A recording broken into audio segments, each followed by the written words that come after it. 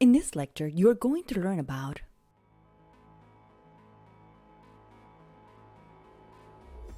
the War for Spanish Succession,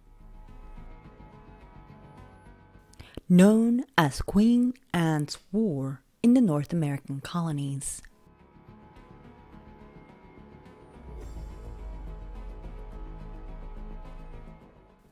As mentioned in prior lectures, the Spanish monarchy was able to become a major European power in part because of the wealth they accumulated from the Americas.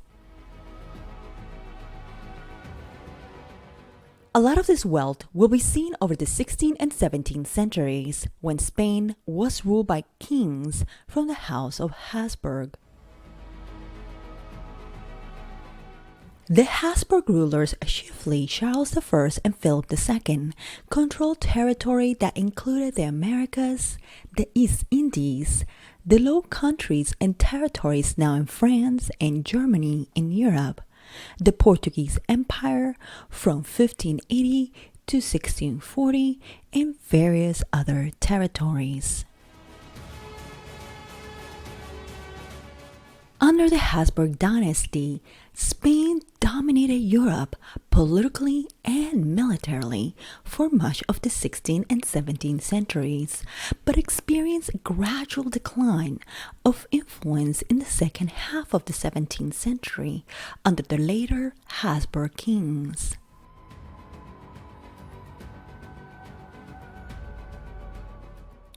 The War for Spanish Succession will begin during this time period with the death of King Charles II of Spain.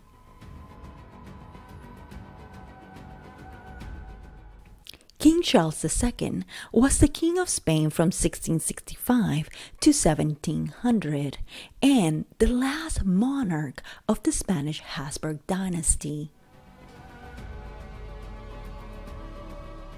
Charles II of Spain only lived to be 39, but when he was born, many thought he would die in infancy. He was mentally and physically handicapped. Like many monarch families in Europe, at the time, the Habsburgs forged political alliances by strategic marriages. Marriages that often included marrying their cousins and siblings.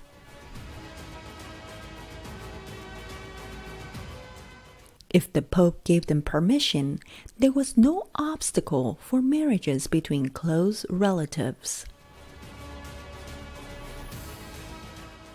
So family inbreeding went way back before Charles was even born. Charles' own mother was the niece of his father, so his grandmother was also his aunt.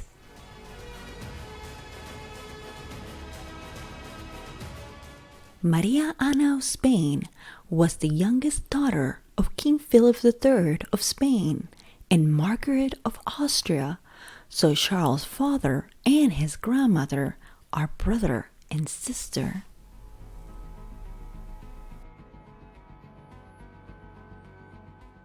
So to put it bluntly, Charles was like inbreed class 5.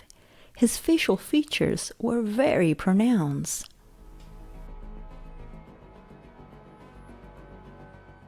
It is said that because of his enormous Habsburg jaw, he was practically unable to chew, and because of an abnormal big tongue, he was also barely able to speak.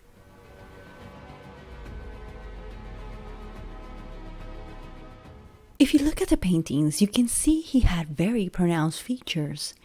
And just imagine, the painters back then often painted a much nicer picture than the subject would deserve.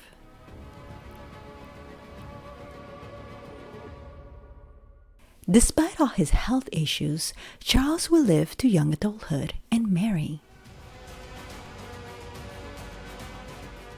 Marie-Louise d'Orleans married the 18-year-old Charles when she herself was 17.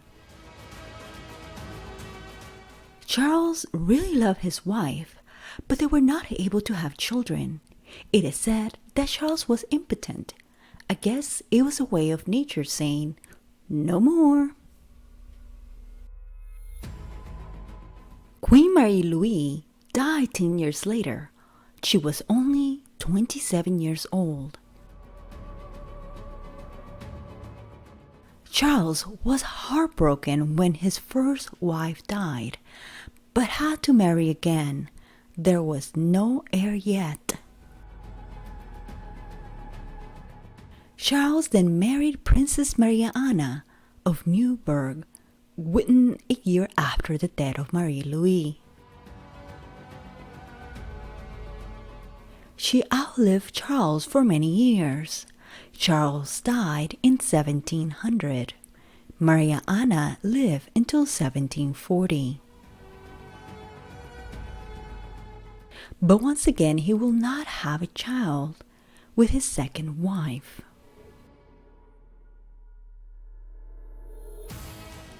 The inability to be able to produce an heir will mean the end of the Habsburg dynasty.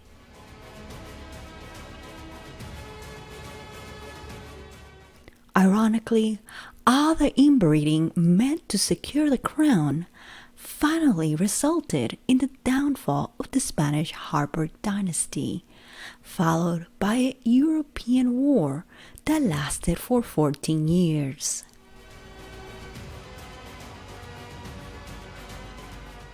As always, the marriage strategies of the European royalty could not prevent war. As a result, different royal houses fought each other, even though somewhere down the line they were all related. Even before his death, however, Charles saw Spain's economy decline and its population decrease by nearly 2 million people during the 17th century.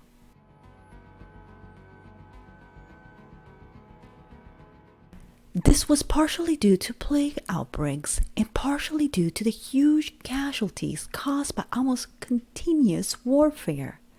The period between 1677 and 1686 was a low point, with famine, plague, natural disasters, and economic upheaval. Immigration to the New World increased.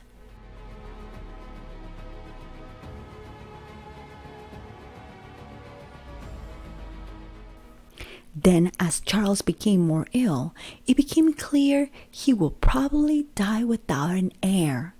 Several relatives in France, Austria, and the Holy Roman Empire all set claims to Charles' throne.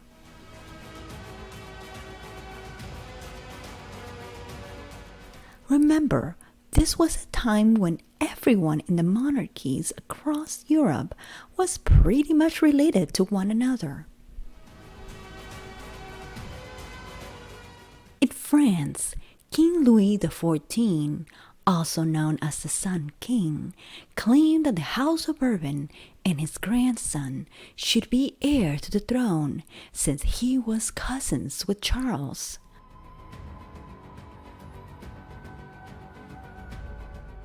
Before his death, Charles allowed himself to be convinced that only the House of Bourbon had the power to keep the Spanish possessions intact. In the autumn of 1700, he made a will giving Philip the throne.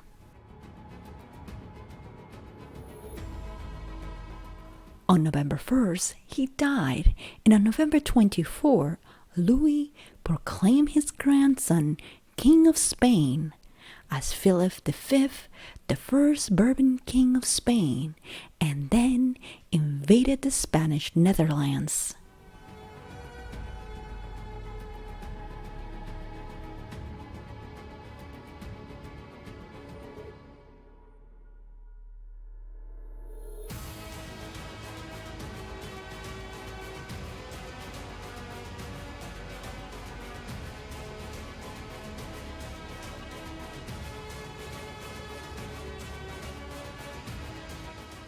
Many in Europe, however, were not happy with this decision and worried about France's growing strength and its ability to control Spanish possessions. In New Netherlands, England, the Dutch, and key German states in the Holy Roman Empire joined together to oppose the French.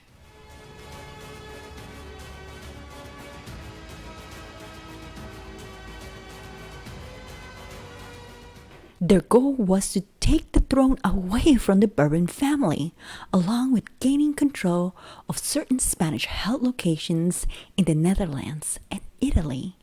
Thus, the War of Spanish Succession began in 1702.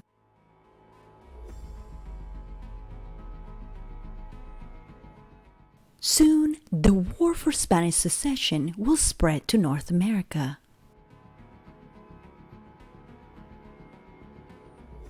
Early in the war, William III of England, a strong opponent of Louis XIV, died in 1702, but the government of his successor, Queen Anne, upheld the vigorous conduct of the war. Queen Anne was his sister-in-law and daughter of James II, from whom William had taken the throne. The war consumed most of her reign.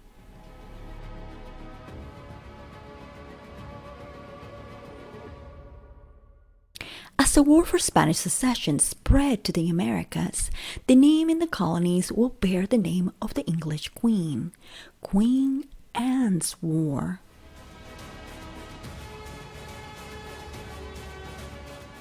Thus, Queen Anne's War will be viewed in Europe as the American theater of the War of the Spanish Succession. It is viewed in America as a stand-alone conflict, however.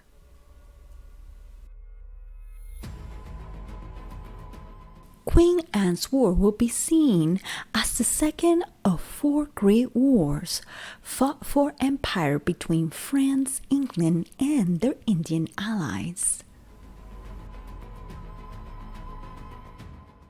The belligerents were French colonists in various Indian tribes versus English colonists in various Indian tribes for control of the American continent.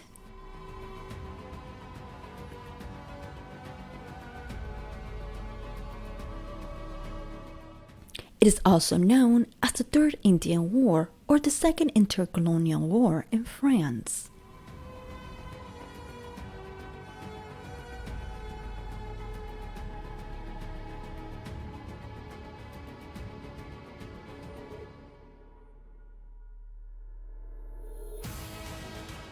Regardless of its name, in North America, the struggle broke out when the French raided English settlements on the New England frontier. The most notable of these raids occurred in Deerfield, Massachusetts, on February 29, 1704. French and Native American forces raided the city, killing 56, including 9 women and 25 children. They captured 109, marching them north to Canada.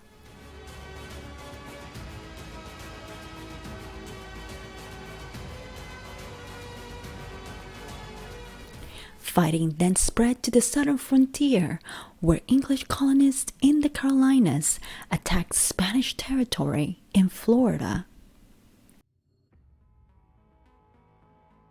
For most of the war, the English military aid to the colonists was devoted mainly to defense of the area around Charleston, South Carolina, and the exposed New York-New England frontier in Canada. Years of war had hardened New France. Canadian soldiers emerged as ferocious guerrilla fighters who could more than hold their own and take the battle to the enemy's doorstep with impunity. The administrative structure of New France was also militaristic. Frontenac had put his stamp on the whole of the colony in this respect, and was able to deploy resources without difficulty. This simplified the business of building alliances with Aboriginal nations, while the individual British colonies had to work out their own alliances. New France could speak with one voice when it came to the Wabanaki Confederacy. These were very important differences. While the French were establishing outposts throughout Aboriginal territory and extending their commercial and military influence, they were not claiming land for their own exclusive use.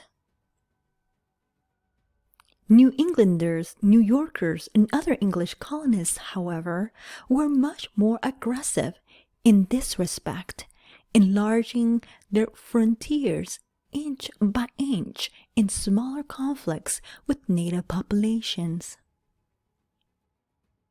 It was for this reason that the Wabanaki Confederacy aligned so strongly with the French. Moreover, the presence of priests in their communities gradually and successfully introduced the Catholic faith to this region, giving the Wabanaki another reason to despise their Protestant English neighbors. For all these reasons, these English settlements were the most subjected to brutal raids by French forces and their Indian allies.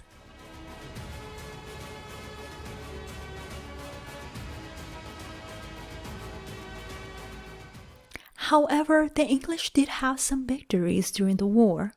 More notably, the British were able to capture the key French fortress of Port Royal in 1710,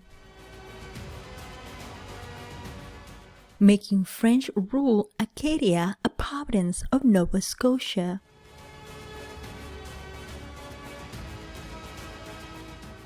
Historians think of Acadia as a society as much as a place. The Acadians had lived in Nova Scotia's territory since the founding of Port Royal in 1604. They established a small, vibrant colony around the Bay of Fundy, building dikes to tame the high tides and to irrigate the rich fields of hay. Largely ignored by France, the Acadians grew independent-minded with their indigenous friends and allies, the Mi'kmaq. Initially, Acadians felt secure even when sovereignty over their land passed to Britain during the war. They felt that the English rule will not impact them much. Unfortunately, they will be very much mistaken.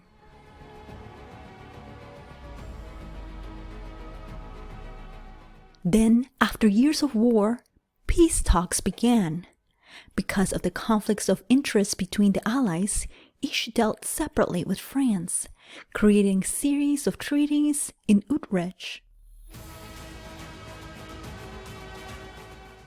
The Treaty of Utrecht of 1713 ended the war and settled the disposition of territorial prizes, mostly to the disadvantage of New France. On balance, the French were right to claim victory on the battlefield, but the French colonies did badly at the bargaining table. The stipulations of the treaty as they related to North America were a severe setback. France agreed to give up all of its claims to the areas around the Hudson Bay, Newfoundland, and Acadia.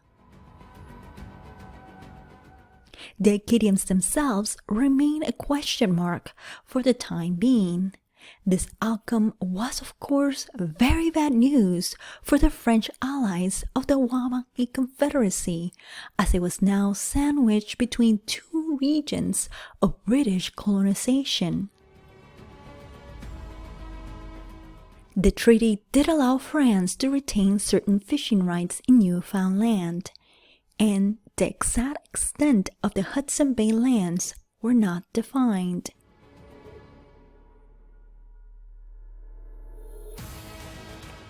The Treaty of Utrecht certainly reconfigured the colonial map in North America.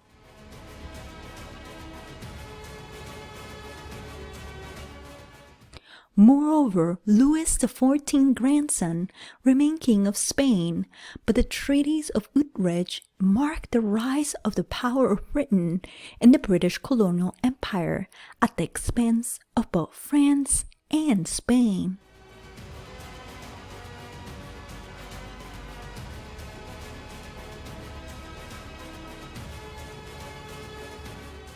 Although both England and France agreed to peace, the outstanding issues were to lead a renewal of hostilities which culminated in the 7 Years' War.